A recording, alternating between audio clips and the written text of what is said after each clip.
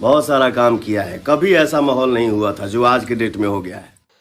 मगर आप लोगों की यह बता दूं कि यही ज्योति सिंह है जो पवन सिंह पर आरोप लगाती थी कि मुझे मारते हैं, पीटते हैं, गाली देते हैं, हमें पवन सिंह के साथ नहीं रहना है।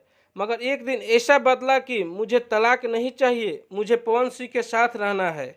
मैं पवन सिंह से जान से ज़्यादा प्यार करती हूँ। अब पागलों की तरह इधर उधर भटकती नजर आ रही है। जी हाँ दोस्तों, आप लोगों को लाइव वीडियो दिखाऊंगा कि ज्योति सिंह सच में प्यार करती थी या नहीं। लेकिन उससे पहले आप सभी को बता दूं कि पवन सिंह की शादी ज्योति सिंह से 2018 में हुई थी और ज्योति सिंह पवन सिंह को साथ 6 से 7 महीने ही रही। उसके बाद अपने मायके में रहती थी। जब भी पवन सिंह बुलाते थे तो साफ इनकार कर देती थी कि मुझे नहीं रहना है वहाँ। जब पूछा गया कि कोर्ट में पवन सिंह के साथ रहना चाहती है या नहीं, ज्योति सिंह ने साफ इनकार करते हुए उन पर आरोपों पर आरोप लगाती रही। तो दोस्तों, आप लोग बताएं कि पवन सिंह क्या करते।